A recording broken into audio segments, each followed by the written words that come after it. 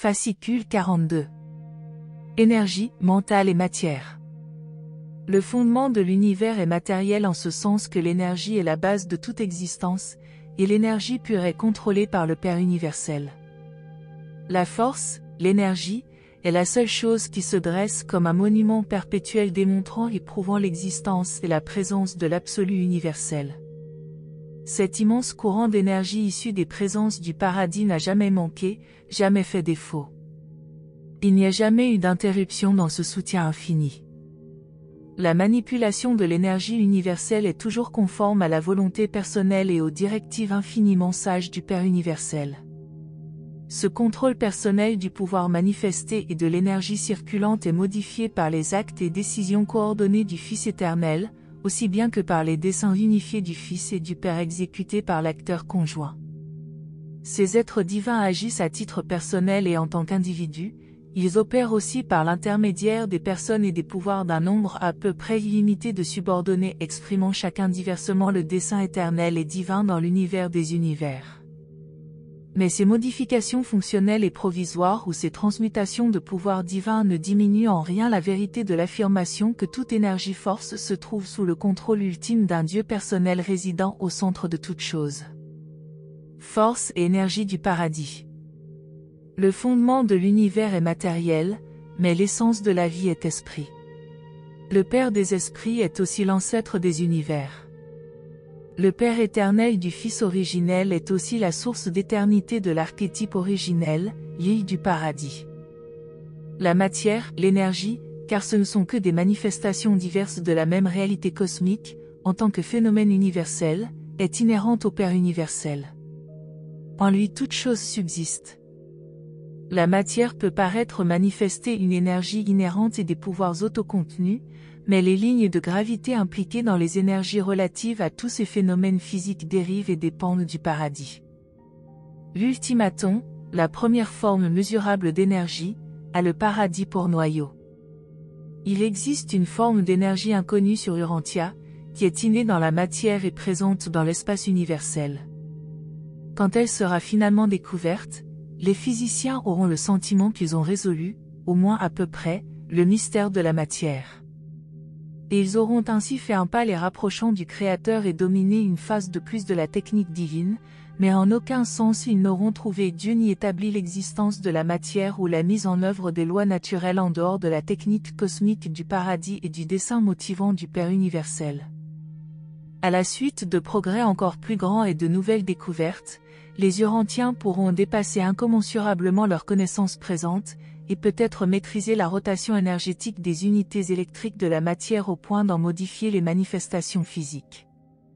Mais, même après tous ces progrès possibles, les savants seront éternellement impuissants à créer un seul atome de matière, ou à produire un éclair d'énergie, ou à jamais adjoindre à la matière ce que nous appelons la vie. La création de l'énergie et le don de la vie sont les prérogatives du Père universel et des personnalités créatrices qui lui sont associées. Le fleuve d'énergie et de vie est une effusion continue des déités, le courant universel et unifié de force paradisiaque se répandant dans tout l'espace. Cette énergie divine imprègne toute la création.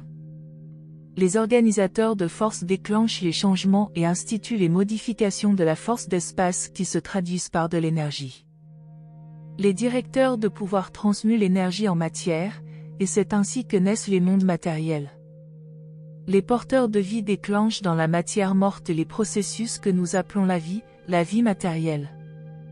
Les superviseurs de pouvoir morontiel accomplissent de même leur mission dans tous les domaines de transition entre les mondes matériels et les mondes spirituels. Les créateurs spirituels supérieurs inaugurent des processus similaires dans les formes divines d'énergie, et les formes spirituelles supérieures de vie intelligente en résultent. L'énergie provient du paradis, où elle est façonnée selon l'ordre divin. L'énergie, la pure énergie, participe de la nature de l'organisation divine, elle est façonnée d'après la similitude des trois dieux fondus en un, tels qu'ils opèrent au siège de l'univers des univers.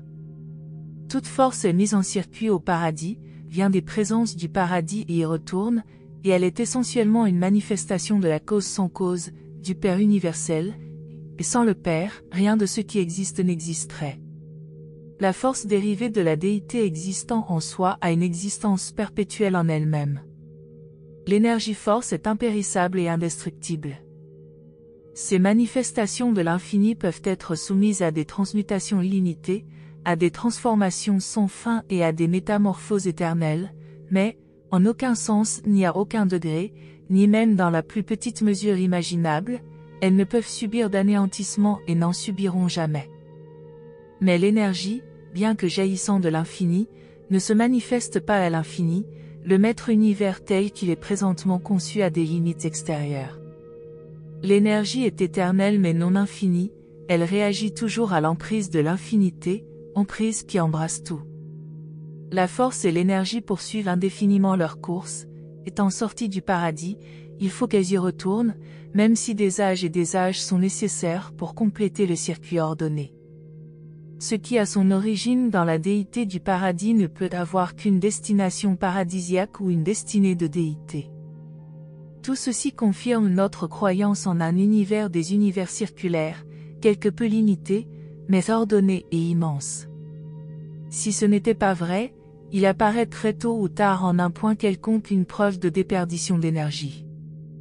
Toutes les lois, les organisations, l'administration et les témoignages des explorateurs de l'univers, tout indique l'existence d'un Dieu infini, mais, pour l'instant, d'un univers fini, d'une forme circulaire d'existence sans fin, à peu près sans limite, mais néanmoins fini, en contraste avec l'infinité.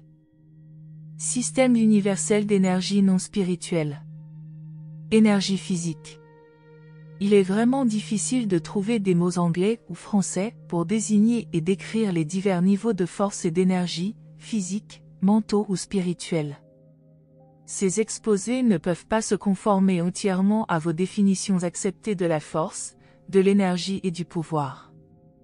La pauvreté du langage est telle que nous sommes obligés d'employer ces termes avec des significations multiples. Dans le présent fascicule par exemple, le mot énergie est utilisé pour désigner toutes les phases et formes des phénomènes de mouvement, d'action et de potentiel, tandis que le mot force s'applique au stade d'énergie précédant la gravité, et le mot pouvoir au stade postérieur à la gravité.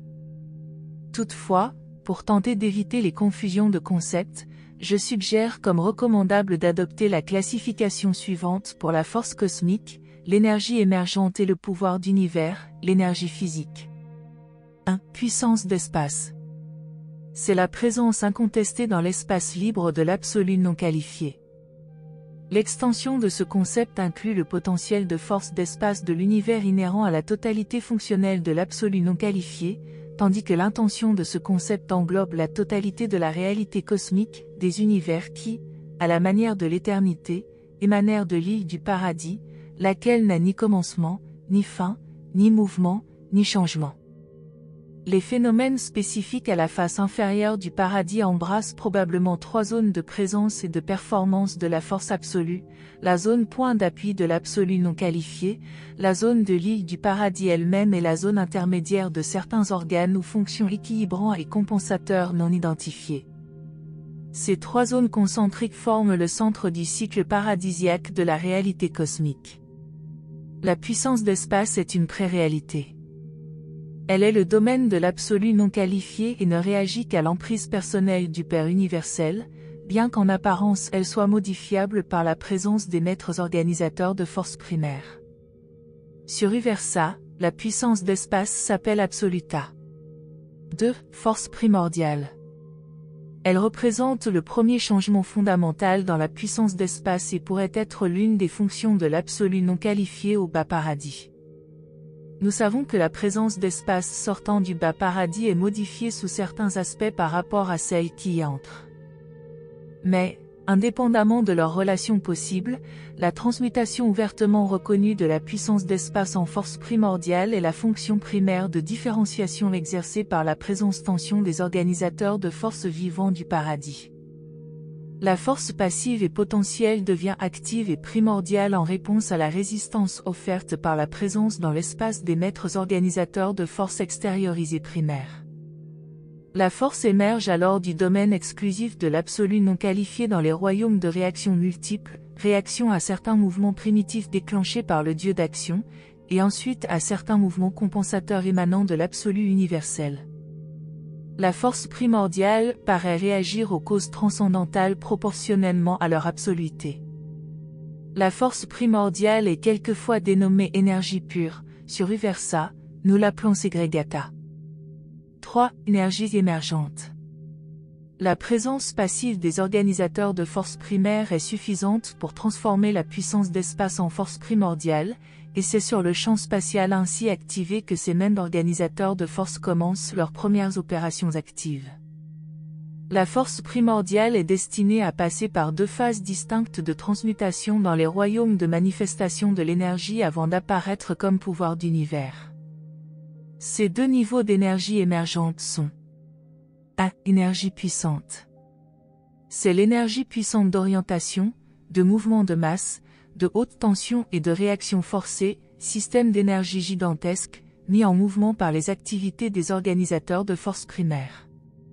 Cette énergie primaire ou énergie puissante ne réagit pas en premier lieu nettement à l'attraction gravitationnelle du paradis, bien que sa masse agrégée et sa direction dans l'espace soient probablement réactives au groupe collectif des influences absolues opérant du bas paradis.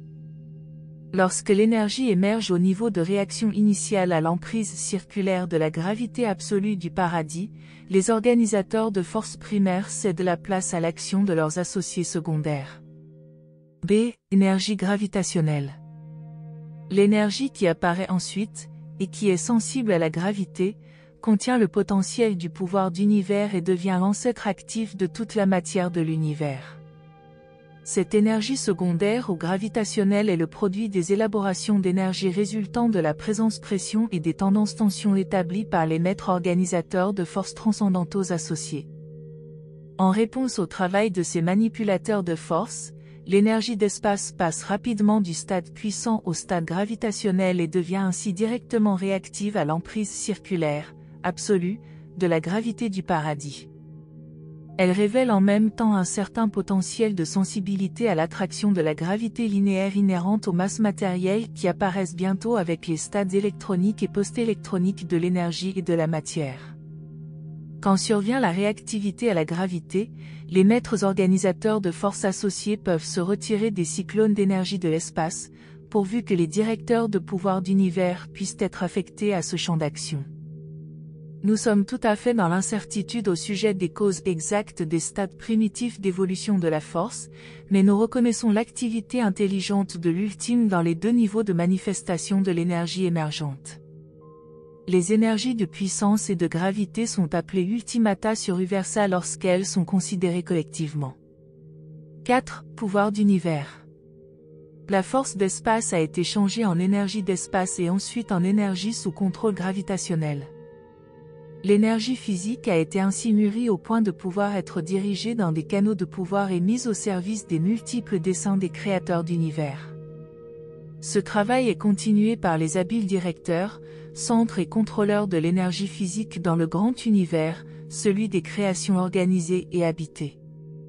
Ces directeurs de pouvoir d'univers assument le contrôle plus ou moins complet de 21 des 30 phases d'énergie constituant le présent système énergétique des 7 super-univers.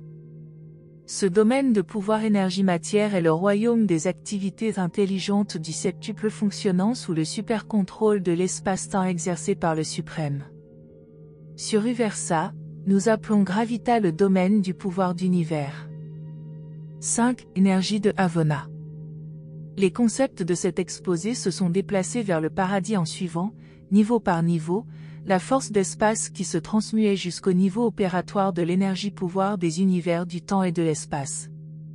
Continuant vers le paradis, nous rencontrons maintenant une phase préexistante d'énergie caractéristique de l'univers central. Ici, le cycle évolutionnaire semble faire un retour sur lui-même, l'énergie pouvoir paraît maintenant revenir en arrière vers la force, mais une force de nature très différente de la puissance d'espace et de la force primordiale. Les systèmes d'énergie de Havona ne sont pas duels, ils sont trains. C'est le domaine existentiel d'énergie de l'acteur conjoint fonctionnant au nom de la Trinité du paradis. Sur Uversa, ces énergies de Havona sont connues sous le nom de Triata. 6. Énergie transcendantale. Ce système énergétique fonctionne sur et depuis le niveau supérieur du paradis et seulement en relation avec les populations absonites. Sur Uversa, on l'appelle Kranosta. 7. Monota. L'énergie est proche parente de la divinité quand il s'agit de l'énergie du paradis.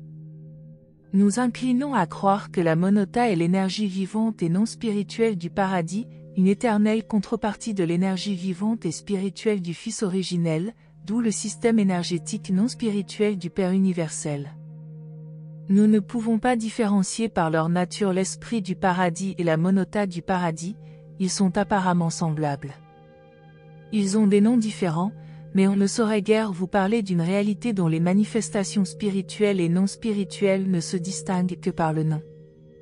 Nous savons que les créatures finies peuvent atteindre l'expérience d'adoration du Père universel grâce au ministère de Dieu le septuple et des ajusteurs de pensée, mais nous doutons qu'aucune personnalité subabsolue, même les directeurs de pouvoir, puisse comprendre l'infinité de l'énergie de la grande source centre première.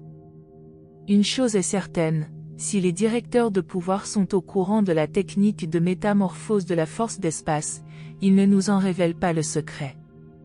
À mon avis, ils ne comprennent pas pleinement la fonction des organisateurs de force. Ces directeurs de pouvoir eux-mêmes sont des catalyseurs d'énergie, c'est-à-dire que leur seule présence amène l'énergie à se segmenter, s'organiser ou s'assembler en formation unitaire. Et tout ceci implique qu'il doit y avoir quelque chose d'inhérent à l'énergie qui la fait fonctionner ainsi en présence de ces entités de pouvoir.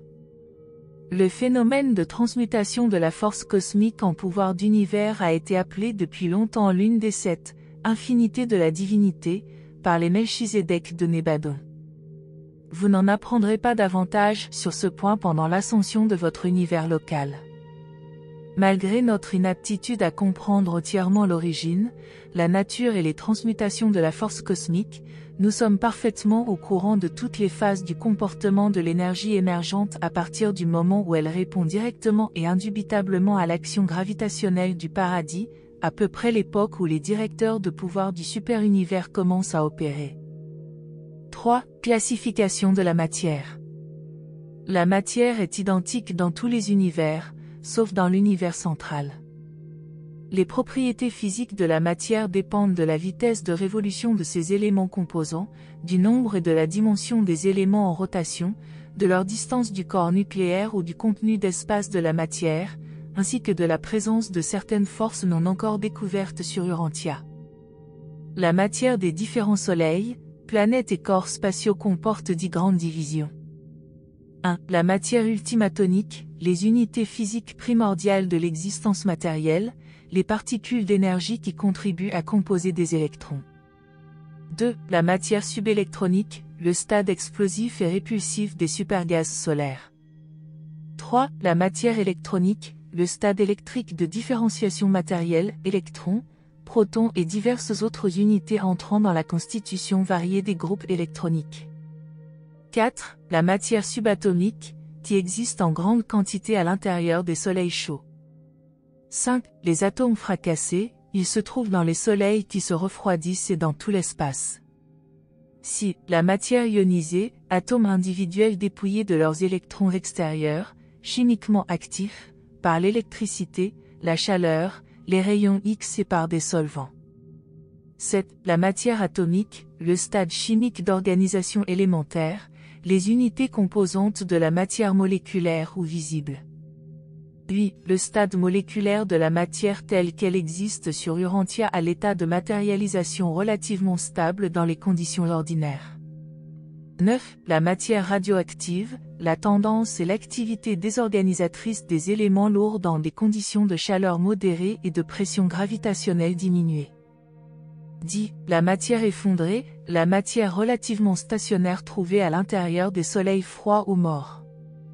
Cette forme de matière n'est pas réellement stationnaire, il subsiste un peu d'activité ultimatonique et même électronique, mais ces unités sont fortement comprimées et leur vitesse de révolution grandement diminuée. La classification ci-dessus concerne l'organisation de la matière plutôt que les formes sous lesquelles elle apparaît aux êtres créés.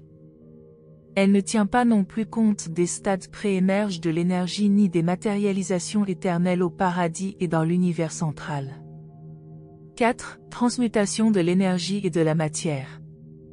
La lumière, la chaleur, l'électricité, le magnétisme, la chimie, l'énergie et la matière sont, quant à leur origine, leur nature et leur destinée, une seule et même chose au même titre que d'autres réalités matérielles non encore découvertes sur Urantia. Nous ne comprenons pas complètement les changements presque infinis auxquels l'énergie physique peut être sujette. Dans un univers elle apparaît comme lumière, dans un autre comme lumière plus chaleur, dans un autre encore sous des formes d'énergie inconnues sur Urantia. Dans un nombre incalculable de millions d'années, elle peut réapparaître sous quelque forme d'énergie électrique turbulente et déferlante ou de pouvoir magnétique. Plus tard encore, elle peut apparaître de nouveau dans un univers ultérieur sous forme de matière variable passant par une série de métamorphoses, suivie de sa disparition physique extérieure dans quelques grands cataclysmes des royaumes. Et ensuite, après des âges sans nombre et un vagabondage presque sans fin à travers d'innombrables univers, cette même énergie peut encore réapparaître et changer maintes fois de forme et de potentiel, et les transformations continuent ainsi pendant des âges successifs et à travers des royaumes innombrables. Ainsi la matière poursuit son chemin, subissant les transmutations du temps, mais s'alignant toujours fidèlement sur le cercle de l'éternité.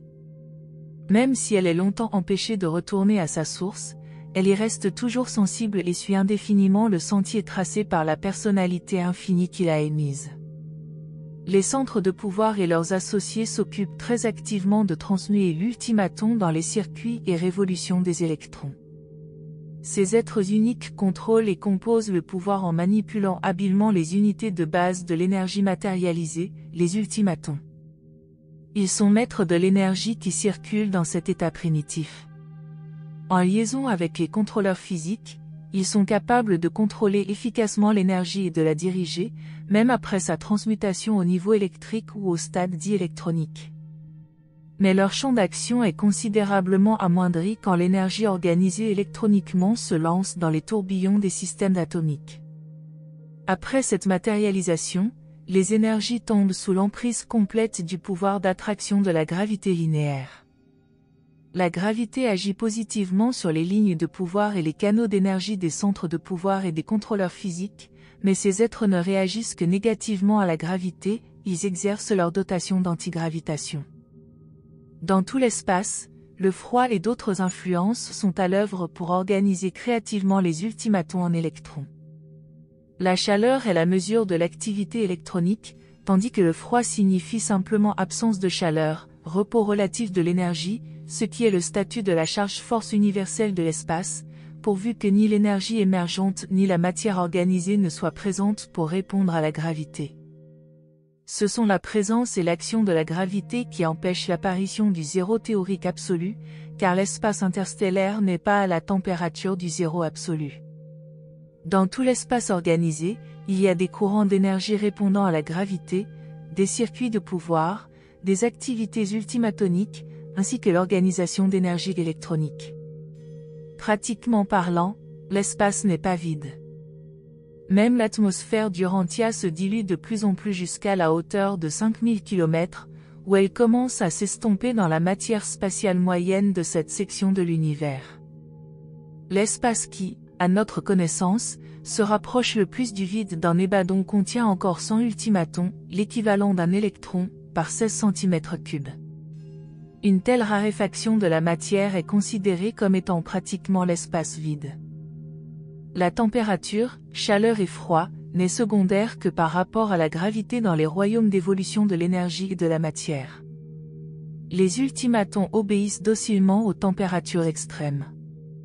Les basses températures favorisent certaines formes de structures électroniques et d'assemblage atomique, tandis que les hautes températures facilitent toutes sortes de démolitions d'atomes et de désintégration de la matière. Quand elles sont soumises aux températures et aux pressions de certains états solaires internes, toutes les associations d'atomes, sauf les plus primitives, peuvent être disloquées. La chaleur peut donc largement triompher de la stabilité gravitationnelle, mais aucune chaleur ou pression solaire connue ne peut reconvertir des ultimatons en énergie puissante. Les soleils flamboyants peuvent transformer la matière en diverses formes d'énergie, mais les mondes obscurs et tout l'espace extérieur peuvent ralentir l'activité des électrons et des ultimatons au point de convertir ces énergies en matière des royaumes.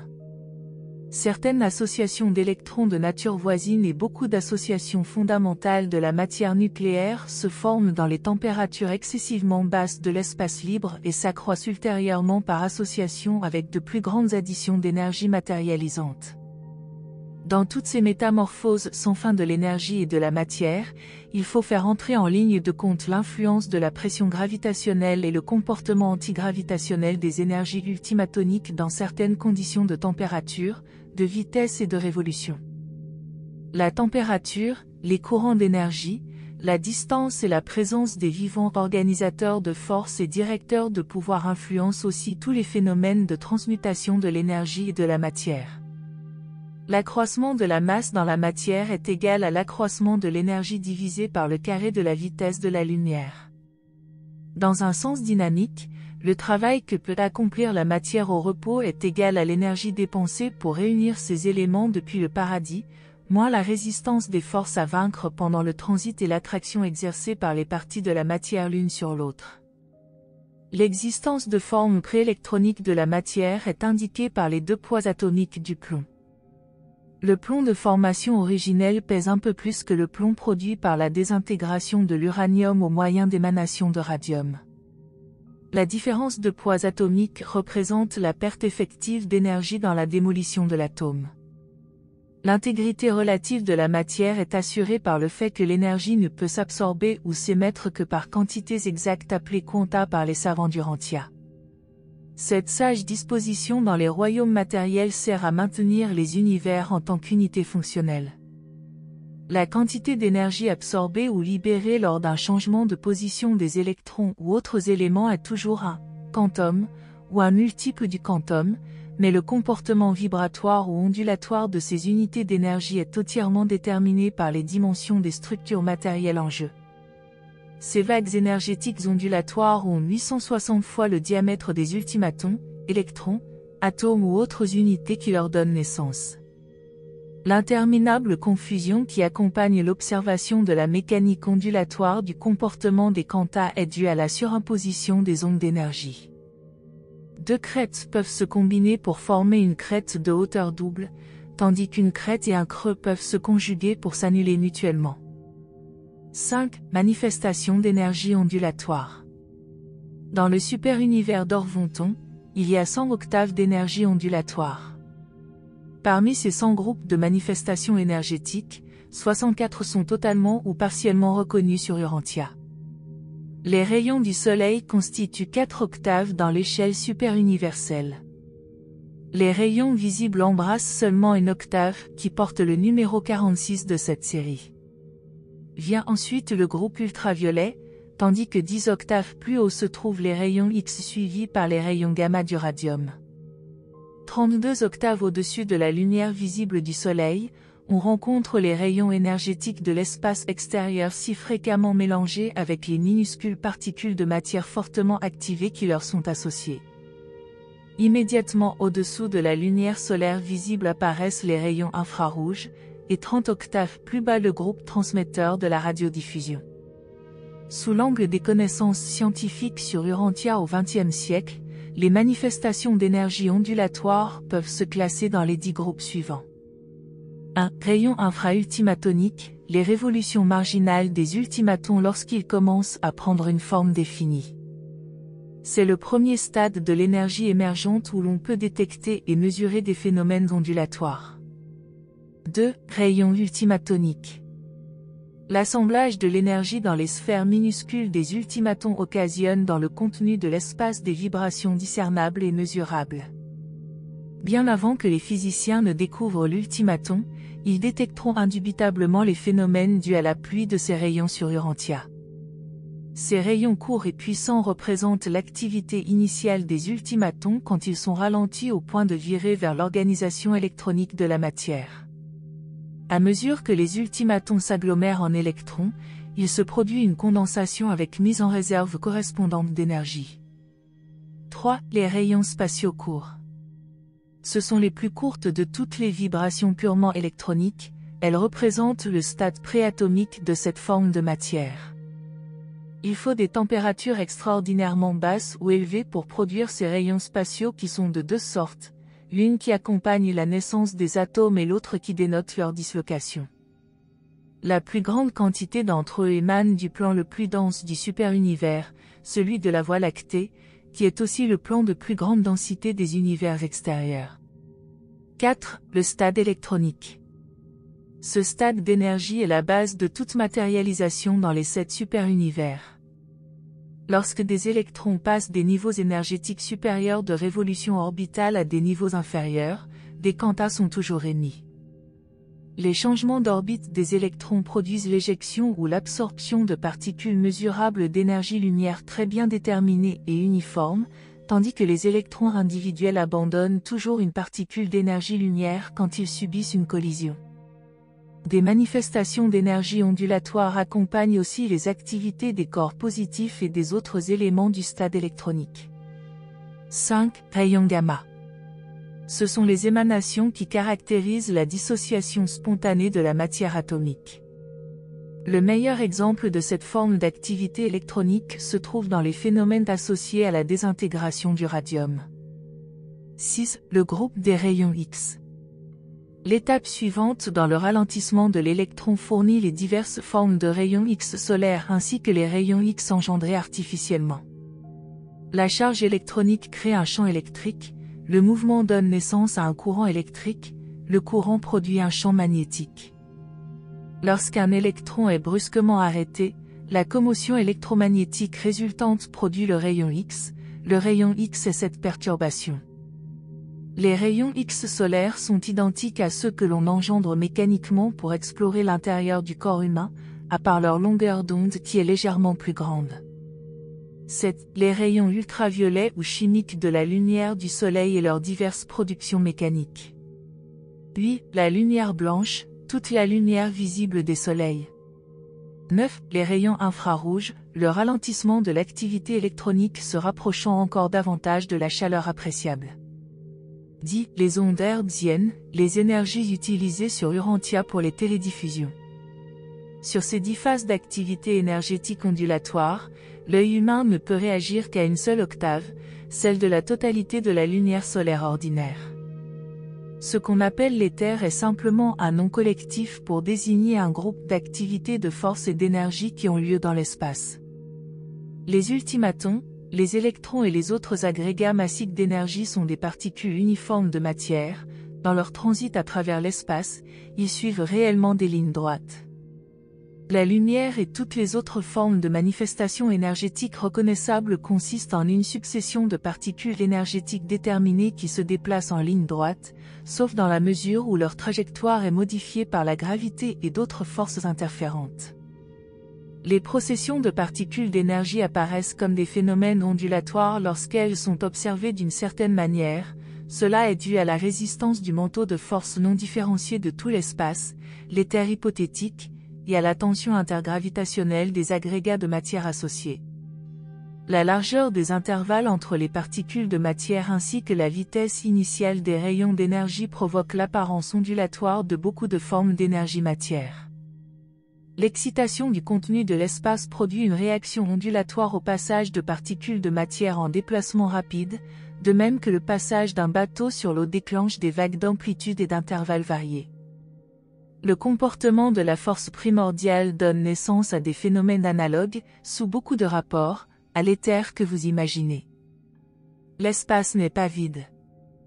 Les sphères de l'espace tourbillonnent et plongent dans un immense océan d'énergie-force déployée. Le contenu spatial d'un atome n'est pas non plus vide. Quoi qu'il en soit, l'éther n'existe pas. C'est même l'absence de cet éther hypothétique qui permet aux planètes habitées d'éviter de tomber dans le Soleil, et aux électrons circulant sur leurs orbites atomiques de résister à la chute dans le noyau. 6. Ultimatons, électrons et atomes. Alors que la charge d'espace de force universelle est homogène et non différenciée, l'organisation en matière de l'énergie évoluée entraîne la concentration de l'énergie en masse discontinue de dimensions définies et de poids établis, une réaction gravitationnelle précise. La gravité locale ou linéaire devient pleinement active quand l'organisation atomique de la matière apparaît. La matière préatomique devient légèrement sensible à la gravité quand elle est activée par des rayons X et d'autres énergies similaires, mais la gravité linéaire n'exerce d'attraction mesurable ni sur les particules d'énergie électronique libre, sans attache et sans charge, ni sur les ultimatons sans association. Les ultimatons fonctionnent par attraction mutuelle en ne répondant qu'au champ de gravité circulaire du paradis. Ne réagissant pas à la gravité linéaire, ils se trouvent ainsi maintenus dans le courant universel d'espace. Les ultimatons sont capables d'accélérer leur vitesse de révolution jusqu'à se comporter partiellement comme doués d'antigravité, mais, sans l'intervention des organisateurs de force ou des directeurs de pouvoir, ils ne peuvent pas atteindre la vitesse critique de libération où ils perdraient leur individualité et retourneraient au stade d'énergie puissante. Dans la nature, les ultimatons n'échappent à leur statut d'existence physique que s'ils participent à la dislocation terminale d'un soleil refroidi et mourant. Les ultimatons, inconnus sur Urantia, ralentissent leur mouvement en passant par beaucoup de phases d'activité physique avant d'atteindre les conditions d'énergie révolutionnelle préalables à l'organisation électronique. Les ultimatons ont 3 variétés de mouvements: leur résistance mutuelle à la force cosmique, leur révolution individuelle avec potentiel d'antigravité et la position à l'intérieur de l'électron de la centaine d'ultimatons mutuellement interassociés. L'attraction mutuelle assure la cohésion de son ultimaton dans la constitution d'un électron, et il n'y en a jamais un de moins ni un de plus dans un électron typique. La perte d'un ou plusieurs ultimatons détruit l'identité typique de l'électron, ce qui amène à l'existence l'une des 10 formes modifiées de l'électron.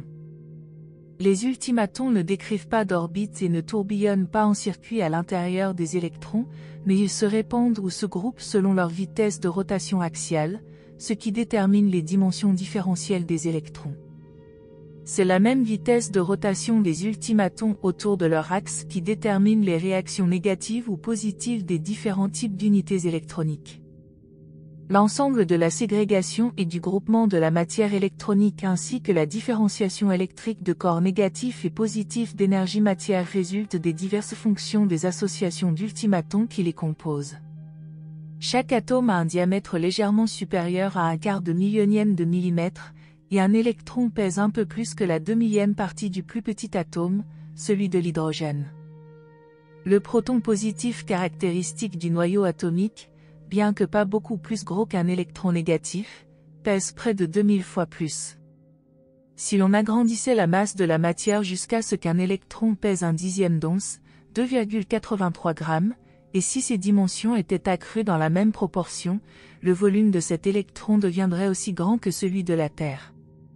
Si le volume d'un proton, 1800 fois plus lourd qu'un électron, était grossi jusqu'à la taille d'une tête d'épingle, alors, en comparaison, une tête d'épingle aurait un diamètre égal à celui de l'orbite de la Terre autour du Soleil. 7. La matière atomique. Toute la matière se forme selon l'ordre du système solaire. Au centre de chaque minuscule univers d'énergie, il existe une portion nucléaire d'existence matérielle relativement stable et comparativement stationnaire. Cette unité centrale est douée d'une triple possibilité de manifestation. Autour de ce centre d'énergie, et en une profusion sans fin mais en des circuits fluctuants, tournent les unités d'énergie vaguement comparables aux planètes entourant le Soleil d'un groupe stellaire semblable à votre propre système solaire. À l'intérieur de l'atome, les électrons tournent autour du proton central à des distances proportionnelles à celles des planètes qui tournent autour du Soleil dans l'espace du système solaire. En comparaison de leur taille réelle, la distance relative entre le noyau atomique et le circuit électronique le plus proche est la même qu'entre le Soleil et Mercure, la planète la plus voisine du Soleil. Les vitesses de rotation axiale des électrons et leur vitesse sur leurs orbites autour du noyau atomique dépassent toutes de l'imagination humaine, sans même mentionner les vitesses des ultimatons qui les composent. Les particules positives du radium s'envolent dans l'espace à l'allure de 16 000 km par seconde, tandis que les particules négatives atteignent une vitesse approchant celle de la lumière. Les univers locaux sont construits selon le système décimal.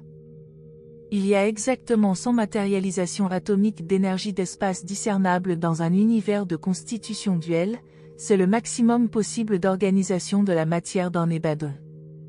Ces 100 formes de matière consistent en une série régulière dans laquelle des électrons, au nombre d'1 à 100, tournent autour d'un noyau central relativement compact. C'est cette association ordonnée et sur de diverses énergies qui constitue la matière. À leur surface, les mondes n'ont pas tous 100 éléments reconnaissables, mais ces éléments sont présents quelque part dans ces mondes, où ils y ont été présents, où ils y sont en cours d'évolution. Les circonstances de l'origine d'une planète et de son évolution subséquente déterminent le nombre de types atomiques qui y seront observables par rapport aux 100 types possibles. Les atomes les plus lourds ne se trouvent pas à la surface de nombreux mondes. Même sur Urantia, les éléments lourds connus manifestent une tendance à voler en éclats, comme le comportement du radium en donne un exemple. La stabilité de l'atome dépend du nombre de neutrons électriquement inactifs dans le noyau central.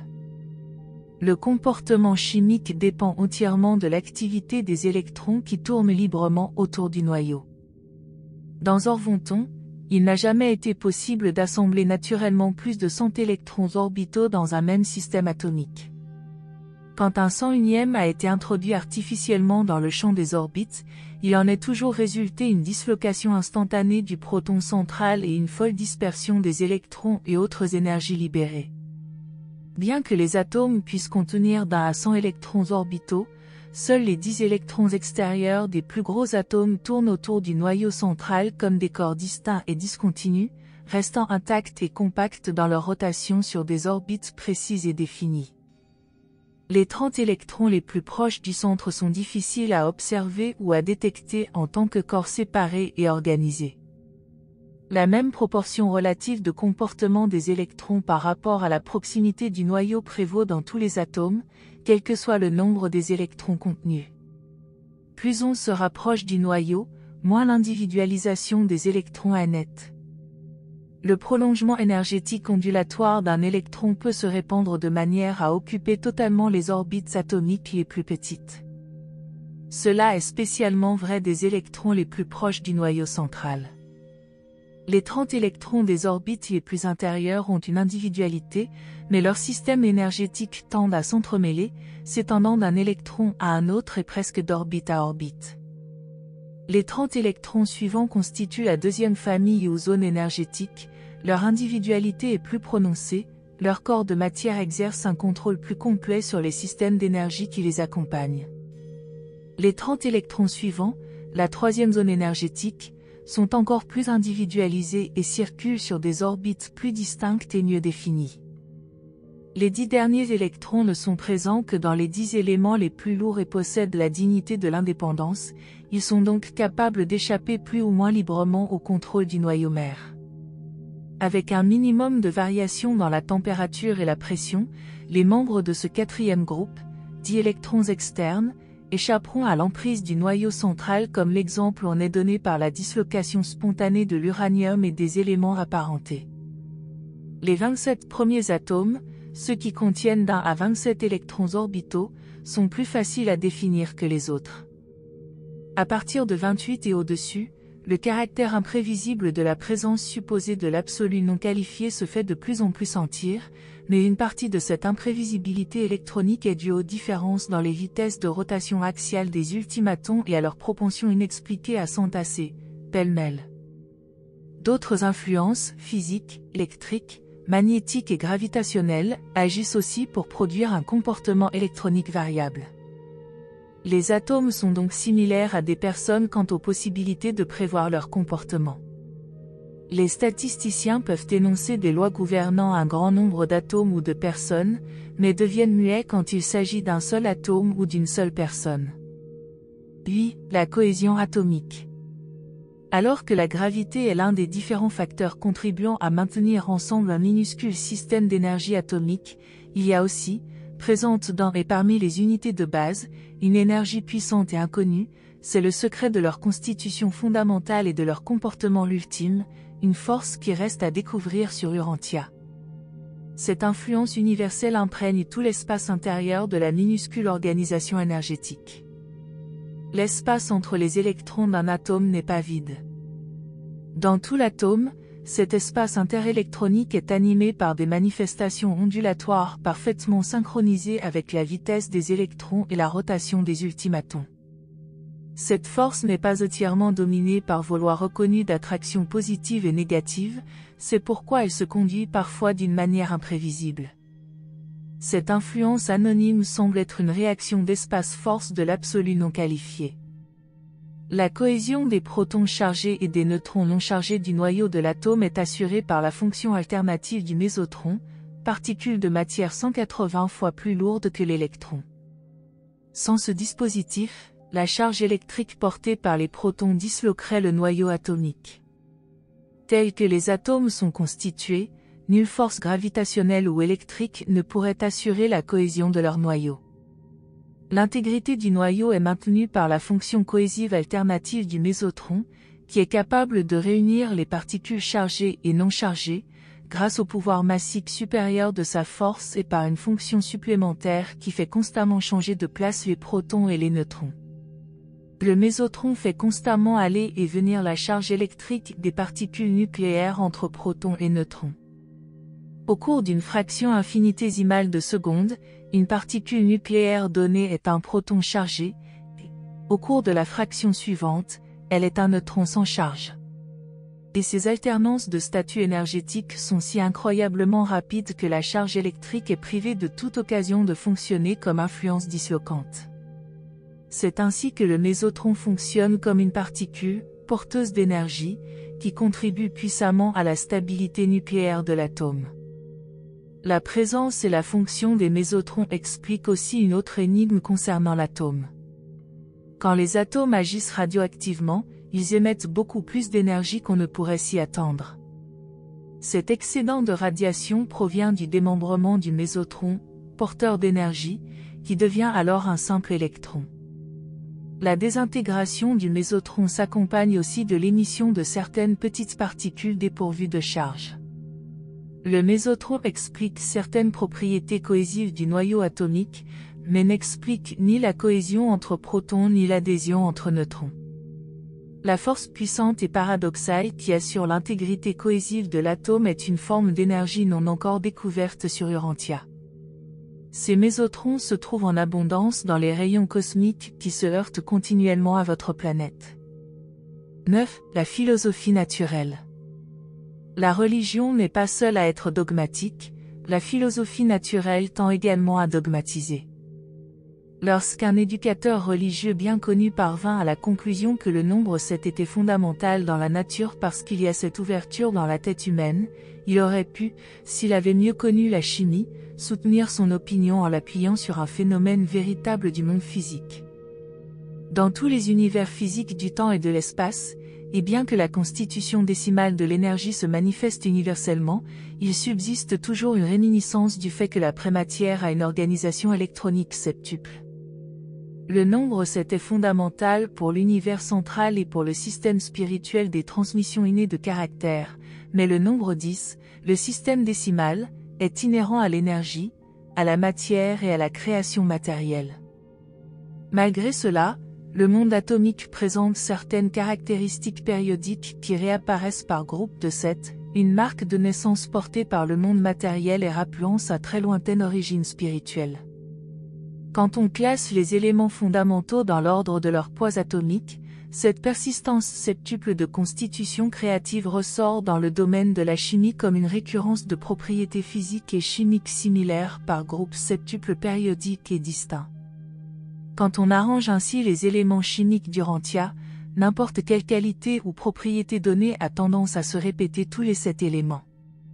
Ce changement périodique par 7 se reproduit en s'atténuant et avec des variantes dans le tableau chimique tout entier, il s'observe plus nettement dans les premiers groupements d'atomes légers. Partant d'un élément quelconque après avoir noté l'une de ses propriétés, cette qualité change pendant 6 éléments consécutifs, mais a tendance à réapparaître quand on arrive au 8e, autrement dit, le 8e élément chimiquement actif ressemble au premier, le 9e au 2e, et ainsi de suite. Un pareil fait dans le monde physique rappelle indubitablement la constitution septuple de l'énergie ancestrale et indique la réalité fondamentale de la diversité septuple des créations du temps et de l'espace. L'homme devrait aussi noter qu'il y a cette couleur dans le spectre naturel. Mais les suppositions de la philosophie naturelle ne sont pas toutes valables. L'éther hypothétique, par exemple, représente une ingénieuse tentative des hommes pour unifier leur ignorance des phénomènes de l'espace. On ne peut pas affirmer la philosophie de l'univers d'après les observations de ce que l'on appelle science. Les savants auraient tendance à nier qu'un papillon puisse sortir d'une chenille s'ils ne voyaient pas cette métamorphose de leurs propres yeux. Si la stabilité physique associée à l'élasticité biologique est présente dans la nature, c'est uniquement dû à la sagesse presque infinie que possèdent les maîtres architectes de la création. Il ne fallait rien de moins qu'une sagesse transcendantale pour concevoir des unités de matière à la fois aussi stables et aussi efficacement flexibles. Dit système universel d'énergie non spirituelle. Système du mental matériel. Le déploiement sans fin de la réalité cosmique relative depuis l'absoluité de la monota du paradis jusqu'à l'absoluité de la puissance d'espace laisse supposer l'évolution de certaines relations entre les réalités non spirituelles de la source centre première, ces réalités cachées dans la puissance d'espace qui sont révélées dans la monota et provisoirement divulguées sur les niveaux cosmiques intermédiaires. Ce cycle éternel d'énergie mis en circuit chez le Père des univers est donc absolu, et étant absolu, il n'est expansible ni en fait ni en valeur. Cependant, le Père primordial, maintenant comme toujours, réalise en soi, à partir d'un cadre de signification d'espace-temps en expansion continue et d'espace-temps transcendé, un cadre de relations changeantes où l'énergie-matière est progressivement soumise au supercontrôle de l'esprit vivant et divin par l'effort expérientiel du mental vivant et personnel. Les énergies universelles non spirituelles sont réassociées dans les systèmes vivants du mental non créateur sur divers niveaux dont certains peuvent être décrits comme suit. 1. Esprit mentaux préadjuva. C'est un niveau mental non expérientiel, sur les mondes habités, ce sont les maîtres contrôleurs physiques qui lui apportent leur ministère. C'est le mental machinal, l'intellect non enseignable des formes les plus primitives de la vie matérielle, mais le mental non enseignable fonctionne sur beaucoup de niveaux en dehors de la vie planétaire primitive. 2. Le mental des esprits adjuva. C'est le ministère de l'esprit mère d'un univers local fonctionnant au travers de ces 7 esprits mentaux adjuva sur le niveau enseignable, non machinal, du mental matériel. À ce niveau, le mental matériel expérimente, en tant qu'intellect subhumain, animal, chez les 5 premiers adjuvas, en tant qu'intellect humain, moral, chez les 7 adjuvas, en tant qu'intellect surhumain, médian, chez les 2 derniers adjuvas. 3. Mental morontiel en évolution. C'est la conscience en expansion chez les personnalités évoluantes dans les carrières ascendantes d'un univers local. Elle est le don de l'esprit mère de l'univers local en liaison avec le Fils créateur. Ce niveau mental implique l'organisation du type morontiel de véhicule vital, synthèse du matériel et du spirituel effectuée par les superviseurs de pouvoir morontiel de l'univers local. Le mental morontiel fonctionne différentiellement en réponse aux 570 niveaux de vie morontiel, révélant une capacité croissante de s'associer au mental cosmique sur les niveaux supérieurs d'aboutissement.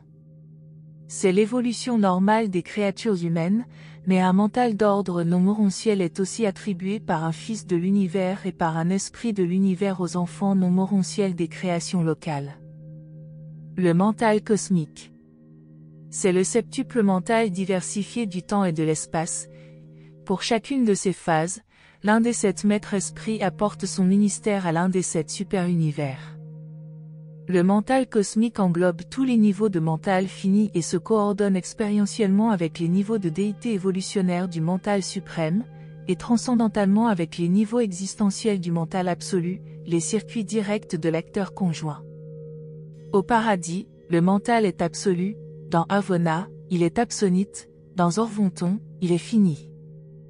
Le mental implique toujours l'activité de présence d'un ministère vivant auquel s'ajoutent des systèmes énergétiques variés, et ceci est vrai du mental quels qu'en soient les niveaux ou les sortes. Mais, au-delà du mental cosmique, Il devient de plus en plus difficile de dépeindre les relations du mental avec l'énergie non spirituelle. Le mental de Havona est subabsolu mais super-évolutionnaire, étant existentiel expérientiel, il est plus proche de l'absonite que tout autre concept révélé aux Urantiens. Le mental du paradis dépasse la compréhension humaine, il est existentiel, non spatial et non temporel. Néanmoins, tous ces niveaux du mental sont dominés par la présence universelle de l'acteur conjoint, par l'emprise de gravité mentale du Dieu du mental au paradis. 11. Mécanisme de l'univers. En évaluant et en reconnaissant le mental, il faut se rappeler que l'univers n'est ni machinal ni magique, il est une création du mental et un mécanisme de loi. En pratique, les lois de la nature opèrent dans les royaumes apparemment duels du physique et du spirituel, mais en réalité ces royaumes ne font qu'un. La source centre première est la cause primordiale de toutes les matérialisations, et en même temps le premier père et le père final de tous les esprits. Dans les univers extérieurs à Havona, le père paradisiaque n'apparaît que comme pure énergie et pur esprit, sous la forme des ajusteurs de pensée et autres fragmentations similaires. Les mécanismes ne dominent pas absolument toute la création. L'univers des univers, considéré comme un tout, est conçu par le mental, construit par le mental et administré par le mental. Mais le mécanisme divin de l'univers des univers est beaucoup trop parfait pour que les méthodes scientifiques du mental humain fini puissent discerner même une trace de la domination du mental infini. Car ce mental créateur, contrôlant et sustentateur n'est ni un mental matériel ni un mental de créature, il est le mental esprit fonctionnant sur et depuis les niveaux créateurs de la réalité divine. L'aptitude à discerner et à découvrir le mental dans les mécanismes de l'univers dépend entièrement de l'aptitude, de l'amplitude et des capacités du mental investigateur engagé dans une telle tâche d'observation. Le mental spatio-temporel, organisé à partir des énergies du temps et de l'espace, est soumis aux mécanismes du temps et de l'espace. Le mouvement et la gravitation universelle sont des facettes jumelles du mécanisme impersonnel espace-temps de l'univers des univers. Les niveaux où l'esprit, le mental et la matière répondent à la gravité sont tout à fait indépendants du temps, mais seuls sont indépendants de l'espace, non spatiaux, les véritables niveaux spirituels de la réalité. Les niveaux supérieurs du mental de l'univers, les niveaux du mental esprit, peuvent également être non spatiaux, mais les niveaux du mental matériel, tels que le mental humain, sont sensibles aux interactions de la gravité universelle. Ils ne perdent cette sensibilité que dans la mesure où ils s'identifient avec l'esprit. Les niveaux de réalité spirituelle se reconnaissent à leur contenu en esprit, et la spiritualité dans le temps et l'espace est inversement proportionnelle à sa sensibilité à la gravité linéaire. La sensibilité à la gravité linéaire est une mesure quantitative de l'énergie non spirituelle. Toutes les masses, énergies organisées, sont soumises à son emprise, sauf dans la mesure où le mouvement et le mental agissent sur elle. La gravité linéaire est la force cohésive à courte portée du macrocosme, un peu comme les forces de cohésion intra-atomiques sont les forces à courte portée du microcosme. L'énergie physique matérialisée, organisée en ce que l'on appelle matière, ne peut traverser l'espace sans influencer la sensibilité à la gravité linéaire. Bien que la sensibilité gravitationnelle soit directement proportionnelle à la masse, elle est modifiée par l'espace intermédiaire de telle sorte que, si on la compte comme inversement proportionnelle au carré de la distance, le calcul n'aboutit qu'à une assez grossière approximation. L'espace triomphe finalement de la gravité linéaire parce qu'il contient les influences antigravitationnelles de nombreuses forces supramatérielles qui agissent pour neutraliser l'action de la gravité et toutes les réactions associées. Des mécanismes cosmiques extrêmement complexes et qui paraissent largement automatiques tendent toujours à dissimuler la présence du mental intérieur inventif ou créatif à toutes les intelligences situées très au-dessous des niveaux universels de la nature et des possibilités du mécanisme lui-même. Il est donc inévitable que les mécanismes supérieurs de l'univers semblent dépourvus de mental aux ordres inférieurs de créatures.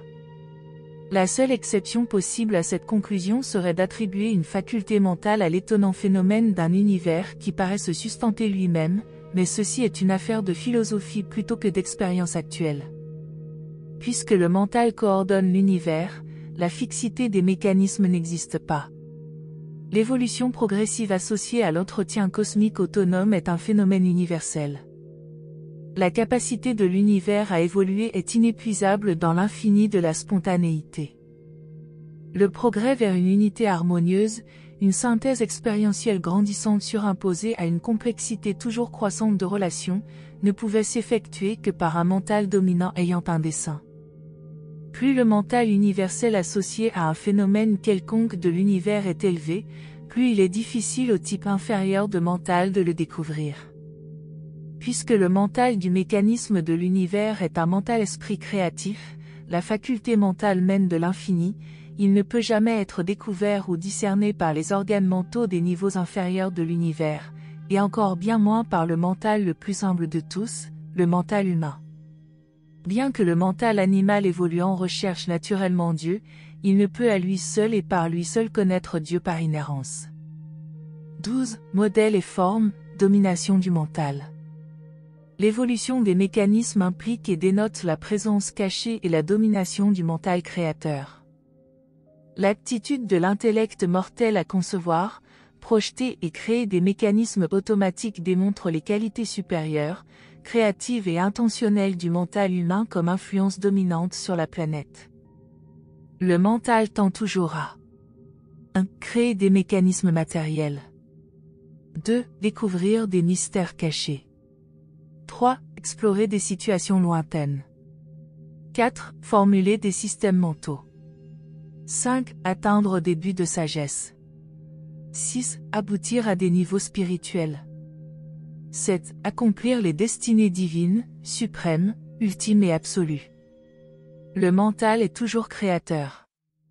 La dotation mentale individuelle d'un animal, d'un humain, d'un morontien, d'un ascendeur spirituel ou d'un finalitaire est toujours capable de produire un corps approprié et utilisable pour identifier la créature vivante. Mais le phénomène de la présence d'une personnalité ou le modèle d'une identité ne sont pas par eux-mêmes des manifestations d'énergie, qu'elles soient physiques, mentales ou spirituelles. La forme de la personnalité est l'aspect archétypal d'un être vivant, elle implique un dispositif d'énergie qui, additionné de vie et de mouvement, est le mécanisme de l'existence des créatures. Même les êtres spirituels ont une forme, et ces formes d'esprit, modèles, sont réelles.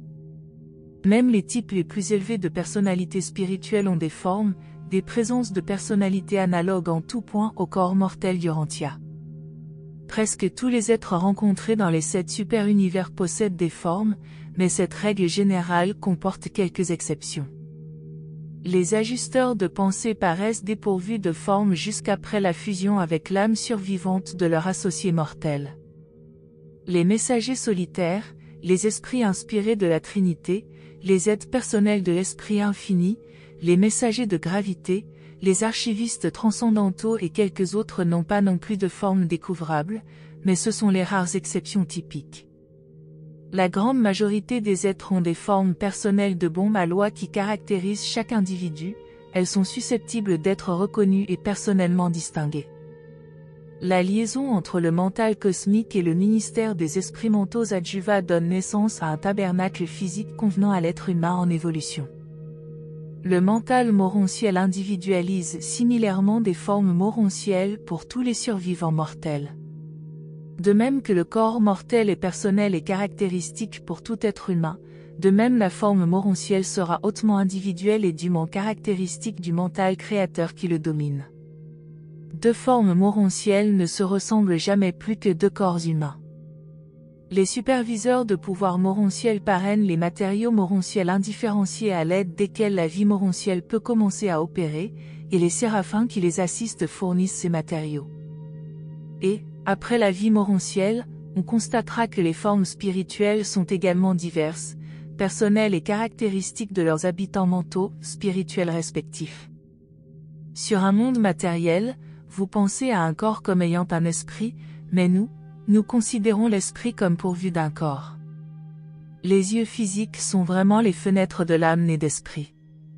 L'esprit est l'architecte, le mental est le constructeur, le corps est le bâtiment matériel. Les énergies physiques, spirituelles et mentales, en tant que telles et à l'état pur, ne réagissent pas complètement l'une sur l'autre comme des actuels des univers phénoménaux. Au paradis, les trois énergies sont coordonnées, dans Avona on les coordonne, tandis qu'au niveau des activités finies de l'univers on est amené à rencontrer toute la gamme de domination matérielle, mentale et spirituelle. Dans les situations non personnelles du temps et de l'espace, l'énergie physique semble prédominer, mais il apparaît aussi que plus la fonction mentale-esprit se rapproche de la divinité d'intention et de la suprématie d'action, plus la phase spirituelle a tendance à prendre le dessus. Au niveau ultime, le mental-esprit peut devenir à peu près complètement prépondérant. Sur le niveau absolu, l'esprit domine certainement. Partant de là vers les royaumes du temps et de l'espace, en tout lieu où une réalité d'esprit divin est présente et à tout moment où un mental-esprit réel fonctionne, une contrepartie matérielle ou physique de cette réalité spirituelle a toujours tendance à se former. L'esprit est la réalité créatrice. La contrepartie physique est le reflet de la réalité d'esprit dans l'espace-temps, la répercussion physique de l'action créatrice du mental-esprit. Le mental domine universellement la matière, de même qu'à son tour il répond au super-contrôle ultime de l'esprit. Et, chez l'homme mortel, seul le mental qui se soumet librement à la directive de l'esprit peut espérer survivre à l'existence mortelle dans l'espace-temps comme enfant immortel du monde spirituel éternel du suprême, de l'ultime et de l'absolu, de l'infini. Présenté sur requête de Gabriel par un puissant messager en service d'un Ébadon. N'oubliez pas de laisser vos commentaires ci-dessous pour partager vos propres réflexions sur le livre d'Urantia, et si vous avez aimé cette vidéo, n'hésitez pas à la liker et à la partager avec d'autres personnes intéressées par la spiritualité et philosophie. Merci de nous avoir rejoints aujourd'hui, et je vous retrouve bientôt pour une nouvelle exploration passionnante. Restez curieux.